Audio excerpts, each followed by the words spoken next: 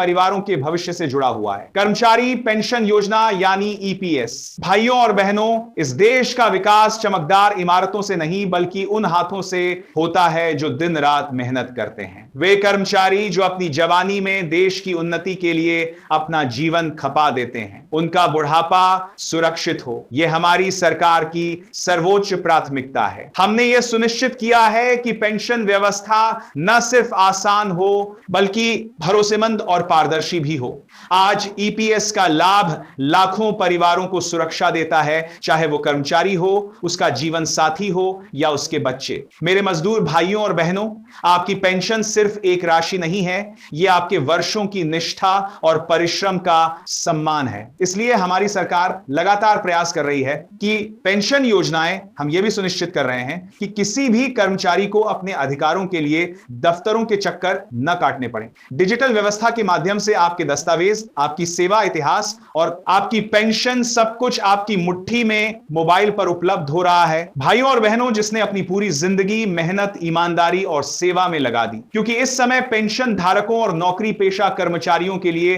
हालात तेजी से बदल रहे हैं और सरकार तथा संबंधित संस्थाओं की ओर से जो संकेत सामने आ रहे हैं, वे आने वाले समय में लाखों लोगों की जिंदगी को काफी हद तक आसान बना सकते हैं। इस वक्त जो माहौल बना हुआ है, उसमें 3 बहुत बड़ी और अहम बातें निकलकर सामने आ रही हैं। और अगर आप पेंशन लेते हैं, लेने वाले हैं या अभी नौकरी में हैं और भविष्य को लेकर चिंतित रहते हैं, तो यह पूरा विषय आपके लिए बहुत महत्वपूर्ण हो जाता है। सबसे पहले बात उस खबर की जो लंबे समय से पेंशन धारकों के दिल और दिमाग में घूम रही थी, जिसको लेकर बरसों से आंदोलन, मांग और आवाज उठाई जाती रही और अब नई उम्मीद जगा दी है। बात हो रही है ईपीएस 99 पेंशन की, उस पेंशन की जो आज भी लाखों बुजुर्गों के लिए जीवन का एकमात्र सहारा बनी हुई है, लेकिन जिसकी राशि अब तक इतनी कम थी कि सम्मानजनक जीवन जीना बेहद कठिन हो गया था। अब जो संकेत सामने आ रहे हैं, उनके मुताबिक न्यूनतम पेंशन 7,500 किए जाने की बात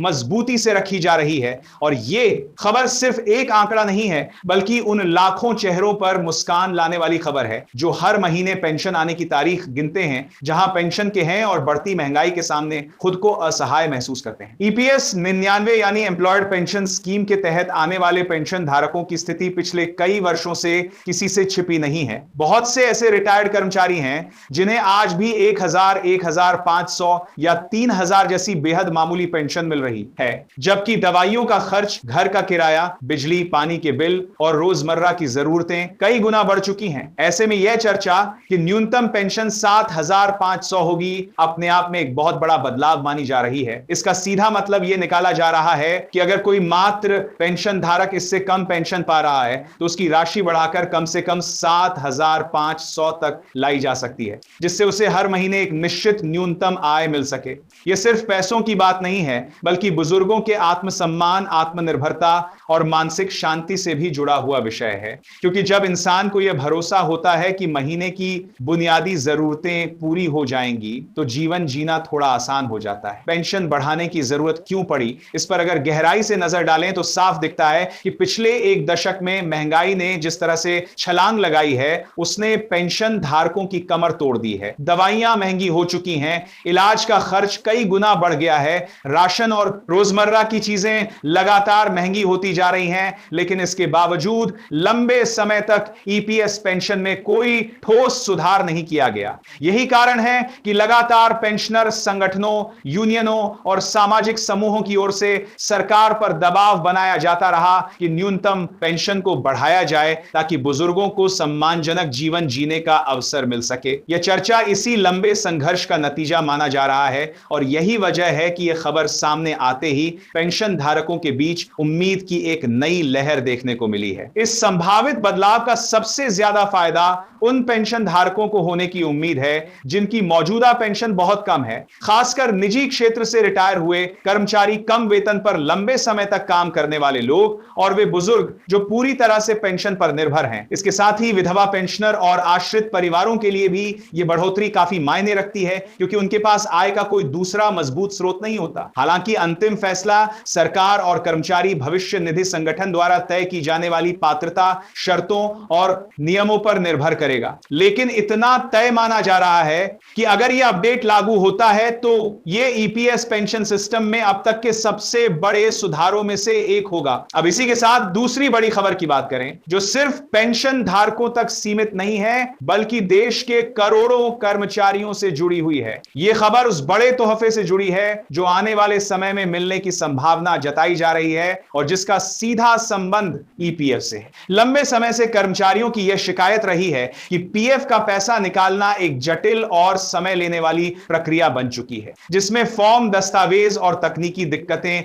बार बार परेशानी पैदा करती हैं। लेकिन अब जो संकेत मिल रहे हैं उनके समय जब पर भी आरोपी है कुछ मुताबिक आने वाले समय में यह प्रक्रिया पूरी तरह बदलने वाली है और इसे इतना सरल और डिजिटल बनाया जाएगा कि कर्मचारी जरूरत पड़ने पर अपने पैसे तक आसानी से पहुंच सके। बताया जा रहा है कि ईपीएफओ, पीएफ और ईपीएस निकासी की प्रक्रिया को पूरी तरह डिजिटल करने की दिशा में तेजी से काम कर रहा है, जिसमें ईटीएम और यूपीआई जैसी सुविधाओं के जरिए पैसा निकालने की व्यवस्था शामिल हो सकती है। अगर यह व्यवस्था लागू होती है तो यह अपने आप में एक क्रांतिकारी बदलाव माना जाएगा, क्योंकि इससे कर्मचारियों को न तो बार बार दफ्तरों के चक्कर लगाने पड़ेंगे और न ही लंबे समय तक क्लेम अप्रूवल का इंतजार करना पड़ेगा। वर्तमान व्यवस्था में यह देखा गया है कि भले ही पीएफ और ईपीएस का पैसा पूरी तरह से कर्मचारी का होता है, लेकिन उसे निकालने के लिए अलग अलग फॉर्म, श्रेणियां और शर्तें तय की गई हैं, जिसके कारण कई बार क्लेम रिजेक्ट हो जाते हैं या लंबे समय तक पेंडिंग में पड़े रहते हैं।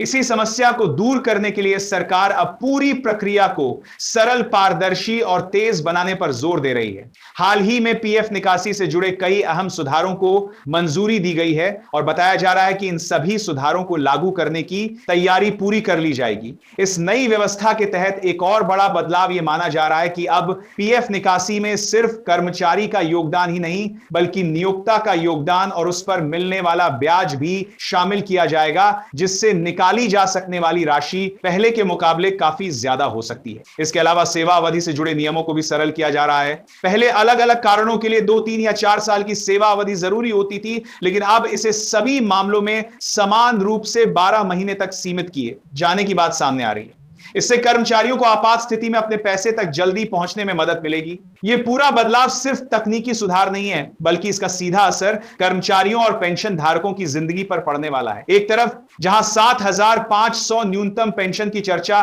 बुजुर्गों को आर्थिक और मानसिक राहत दे रही है, वहीं दूसरी तरफ पीएफ निकासी को आसान बनाने की योजना नौकरी पेशा लोगों के लिए भविष्य की चिंता को कम करने वाली है। आने वाला समय इस लिहाज से बेहद अहम माना जा रहा है, क्योंकि अगर ये दोनों बड़े बदलाव लागू होते हैं तो ये सामाजिक सुरक्षा के क्षेत्र में एक मजबूत कदम साबित हो सकते हैं और लाखों परिवारों को स्थिरता और भरोसा दे सकें। इसलिए यह जरूरी हो जाता है कि आप इन सभी जानकारियों को गंभीरता से समझें, अपने आसपास के पेंशन धारकों और कर्मचारियों तक पहुंचाएं और किसी भी अफवाह से बचते हुए सिर्फ आधिकारिक और भरोसेमंद अपडेट पर ही भरोसा करें, क्योंकि सही जानकारी ही आपको सही समय पर सही फैसला लेने में मदद कर सकती है और आने वाला समय उन लोगों के लिए थोड़ा बेहतर साबित हो सकता है जिन्होंने अपनी पूरी जिंदगी मेहनत में गुजार दी है। और इसी क्रम में जब हम इस पूरे बदलाव को गहराई से समझने की कोशिश करते हैं तो यह साफ महसूस होने लगता है कि यह सिर्फ योजनाओं या घोषणाओं का विषय नहीं है,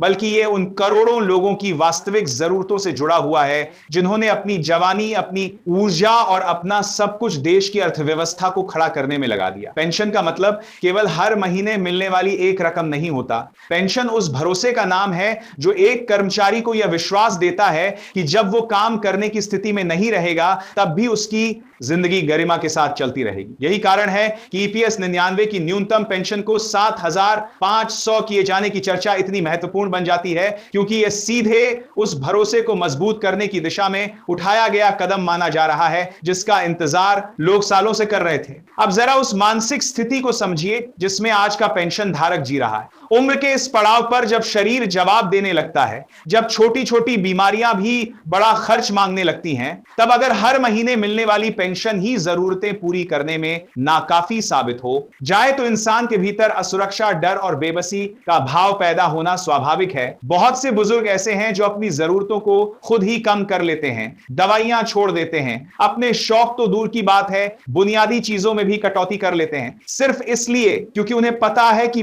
महीने के आखिर तक पैसे कैसे चलेंगे। ऐसे में अगर न्यूनतम पेंशन 7,500 तक पहुंचती है तो यह केवल आर्थिक राहत नहीं होगी, बल्कि यह बुजुर्गों को यह एहसास भी दिलाएगी कि उनकी मेहनत को आखिरकार पहचाना गया है। यहां यह बात भी समझना जरूरी है कि पेंशन बढ़ाने का असर सिर्फ पेंशन धारक तक सीमित नहीं रहता, इसका सीधा असर उनके पूरे परिवार पर पड़ता है। जब बुजुर्ग माता पिता आत्मनिर्भर होते हैं तो बच्चों पर आर्थिक दबाव कम होता है, पारिवारिक रिश्तों में तनाव घटता है और एक तरह से पूरे समाज में संतुलन बना रहता है। यही वजह है कि विशेषज्ञ मानते हैं कि पेंशन में सुधार सामाजिक सुरक्षा के सबसे मजबूत स्तंभों में से एक होता है। अब अगर हम दूसरी बड़ी खबर की तरफ दोबारा ध्यान दें तो यह भी समझ में आता है कि सरकार और संस्थाएं अब केवल पेंशन की राशि पर ही नहीं बल्कि प्रक्रिया की सरलता पर भी ध्यान दे रही हैं। वर्षों से कर्मचारियों की यह शिकायत रही है कि पीएफ का पैसा उनका अपना होते हुए भी उसे निकालना किसी जंग जीतने से कम नहीं होता।